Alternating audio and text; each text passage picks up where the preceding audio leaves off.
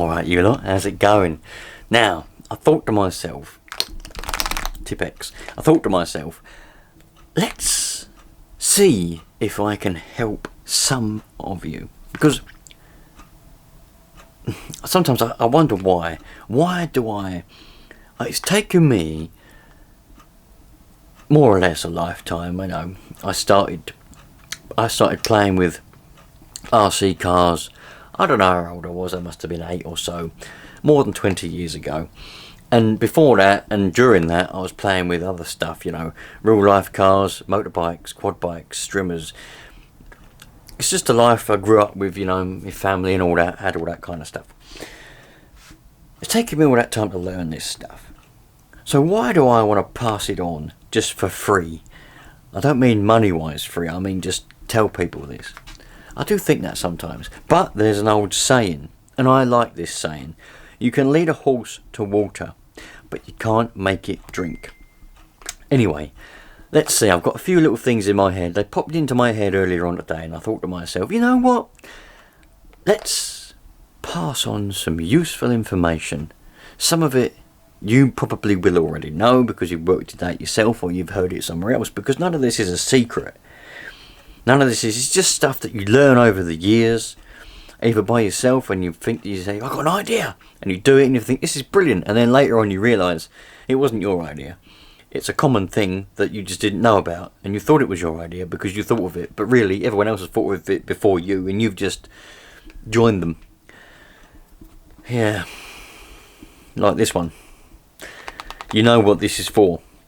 I guarantee some of you will know what I'm going to say with this Tipex.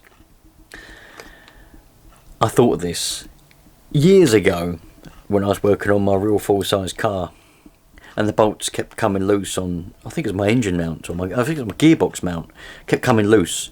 I kept getting all this, it was my gearbox mount, that is it, and it kept getting flappy. And I thought to myself, bloody bolt! And I thought, I'm going to mark it. I'm going to mark the bolt, and I know if it's turned. It wasn't a new idea. I thought it was my idea, but it wasn't. I later on learned, when I left school and went to college, that it's normal. Yep. But anyway, this is what you do. So the idea is, this is just an example. This is a Hyper 7. I haven't had I haven't had a chance yet to go over all of this. I've literally just got it running and then ran it. I haven't checked any bolts. I literally haven't checked any bolts. But what you do, you get your Tipex. It doesn't have to be Tipex. Now you can use other things like paint pens and permanent markers, but I've learned myself that if you use a permanent marker, it's permanent. You can get permanent marker off. There's such things as permanent marker remover, which costs a bloody fortune, nail varnish remover, white spirit, other stuff like that, petrol. It will get permanent marker off, but it's a bit more of a faff. You know, if you use Tipex, all you got to do is scratch it off and it's off. So the idea being, once you've done your bolt up to the desired torque, you just put a little mark like that, right? Or you do a little like that, right? So that matches up with that. Now you know if that bolt has come loose, this mark will be over here somewhere, or over here somewhere. It won't match up anymore. The likelihood of it coming so loose that it turns around exactly lines up again with being loose is possible but unlikely. So if they don't match up, you know that them bolts have come loose. If you do them all, it's easy. All you got to do is look underneath. They've all got little marks on, yeah. And of course underneath they will wear away, but that's something that is a good thing to get into the habit of doing. Don't have to, but it's handy, and I do it quite often, but not really with RC cars because I forget. I do it with them, but not as often. On real full-size cars and motorbikes, every single time I do a nut and bolt up, I mark it. Habit now. Now, this, when I get these cars, right, because I get these old non-running cars quite often, I always come across stripped bolts, because a lot of these cars, they have plastic, they have metal bolts going into plastic, or metal screws as well going into plastic, or very thin low quality metal, but usually plastic. And of course, metal on plastic, the metal's going to win every single time. The plastic's going to lose. Don't care who you are, the plastic is going to lose against the metal, especially when you've got one of these great big drivers and a human hand on the other end of it. So one of the little things that you can do to stop stripping out the nuts and bolts, well, not the nuts, but the bolts or the screws in your plastic RC cars is sort of feel it. It's difficult to explain. So let's say, look, you've got your, let's undo that a little bit, right? So you've got your bolt that you're doing up, right? You're doing it up, and well, that's not, why is that not working? Right, like an idiot, I picked one with a bloody nut on the other end of it. Anyway, pick a different one. So you do it up to where it gets a bit tight. Well, there you go, it's a bit tight. And now a lot of people just go, and then it strips out the things. But no, the threads, the things, strips out the threads. But if you just kind of go, yep, tight, right, and then stop. Use your self-control. Use your self-control. Some people have no self-control, but you need to get some. They sell it in shops all over the place. Self-control. Just go into the shop and say, I need to buy some self-control, and they'll get it for you. It's behind the counter. They never put it on the shelves, but it's there. The same as common sense. If you go into Tesco's, for example, and you say, I need some common sense, they'll go behind the counter and they'll get it for you. They don't have it on the shelves because it's supposed to be common. Not many people want it, but the people that do want it, it's behind the counter.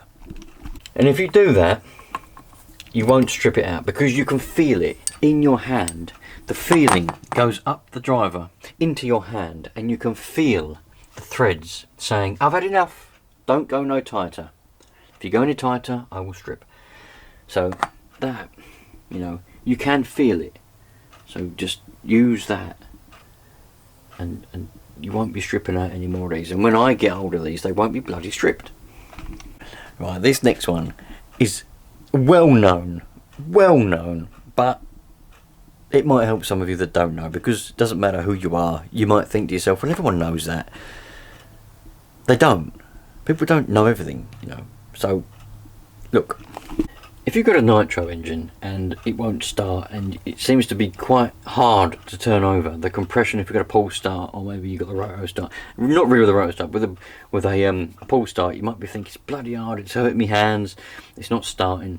You can just loosen off the glow plug 1 or 2 threads, right? Not a lot, because people never believe me when I say this, but it is possible, and it will happen. If you undo it too much, it will start and it will fire that glow plug out, and in the process of that, it will ruin the threads on the button. You have to get a new button. And for those of you asking, what the hell is a button? I've got a button here somewhere. There it is. It's called well, I've always called it a button. I don't call it whatever you want to call it, but this goes in between. It's like a head shim really, but then it's got shims on it. I don't bloody know, but anyway, it goes in between the block and the head, and that's what the glow plug threads into, and it will fire that out of there, and it will strip those threads if you undo it too much. But you can undo it a little bit, and that will relieve some of the compression in there, and it will make it easier to start, because you can turn the engine over faster with a quick pull than you can with higher compression if you've got a little bit of a weak hand. And it just makes it easier for it to start, you know. It just does. It's mainly because it's got lower compression in, and you can turn it over quicker, and it will give it a bit of a helping hand to start. Now, as I say, in the Nitro, I don't like the word community, it sounds a bit pansy-ish, but in the Nitro world, that's better, I like that. In the Nitro world, that's a well-known little trick to get an engine that isn't liking to start. Just undo the glow plug a little bit. But as I say, some people might not know that, so there you go, now you've learned it. But you've got to make sure you do it up again after, and only do it 1 or 2 threads. 1 turn, maybe 2 turns at the maximum, because trust me, and I've been there, it will fry that glow plug out. And then if you're out and about, you've only got 1 button, you've done the threads on it, you're not going to be able to have a good day now. And let's see if you can find the plug, because it will go far. It will go very far. Trust me, it will. For those of you wondering as well, it will happen with the petrol engine. If you undo the spark plug, it will fire that out as well. So I've got one more now that I can think of at the moment, and this may not be true, and I dare say this will divide people, probably not on my side. There won't be very many people on my side, but it's happened to me, and I'm sure it's happened. So this is why I don't do this anymore, just in case. But as I say, there will be some people who know a lot about electrics that will say 100% definitely this will never happen, it can't happen. But then there'll be people that will just be like, can't see that happening. And there may be some people that might be able to prove that it does happen, and what happened to me wasn't just bad luck or a coincidence. But there's two different versions of this, and that is your glow starter. Some people like to keep them together, the charger and the starter, and they put the end of it in the end when they store them. And obviously this isn't plugged in, it's just wrapped up and they're in a box. That end is in there to keep them together. Now, I never really thought anything of that, and I used to do that sometimes. This one's currently on charge. Until one day when I charged up my glow starter with the plug, right? I charged it up, and then I just unplugged it from the wall, but left this end in there. And when I went to use the glow starter, it was flat. It was completely flat. And I thought to myself, this is a good glow starter. I've never had a problem with this before. So then I plugged it back in. Well, I went home, plugged it back in, charged it up for all day basically. Didn't really think anything of the end being still connected, and I just unplugged it, went out in the garden, and the car started up no problem, and the glow starter itself was fine ever since. But I'm pretty sure that it being plugged in to the plug did slowly drain the electric from the battery. I mean, it is a thing, you know. But really, these plugs, they should have, well, they're a transformer really is what they are. Transforming 240 volts going straight in from the mains to 1.2 volts, 1.25 volts as DC, because it comes in as AC obviously, and it transforms it to 1.25 volts at DC at 600 milliamps. So they should have resistors and other things inside to stop reverseness happening. But I think it still happened, and I think it can definitely still happen if you're using one of these where there's just the ends, and say you've unplugged that from the charger but left that end plugged in. I reckon 100% that could drain out if the two leads are touching, even wood, because even wood can be conductive at a very, very, very small rate. So I don't know that that's 100% fact, and that's probably not really a handy tip or piece of information, but maybe food for thought, if you like that phrase. Food for thought. Quite like it, don't really say it that often. Don't know. I really don't know. And I've got degrees and qualifications in electronics, and I don't know whether that's even true. But I think it might happen, and it happened to me once, and I've not done it ever since, and I've never had that glow starter go flat ever since. It wasn't even that glow starter. What glow starter was it? It's in the bag over there. So I'd like to hear your comments on that one, because it will divide opinions. I know it will. And most people are going to say you're chatting crap on that one, but I'd like to see. And if anyone can prove that it does happen, please do. Also, where in the world are you watching from? And what time of the day? Because I like to know. Do people watch these in the morning? In the middle of the day at home on the big TV? Or do you watch them at night? What do? You can not sleep at 1 o'clock in the morning and you're like, I'm going to put YouTube on and watch that twat in England talk about rubbish. Brilliant. Go for it. Thanks for watching, you lot. If any of those three things were helpful to you that you didn't know about, great. If not, oh well. There'll be some more one day. Thanks for watching. Treat people nice. Treat people how you want to be treated, and we should all have a nice, happy life. And just don't try to change people. I know I've been saying it a lot, but I've been seeing it a lot out in the big wide world, with my own eyes. People trying to change other people to make them like themselves, which is rubbish. Be you. See you later.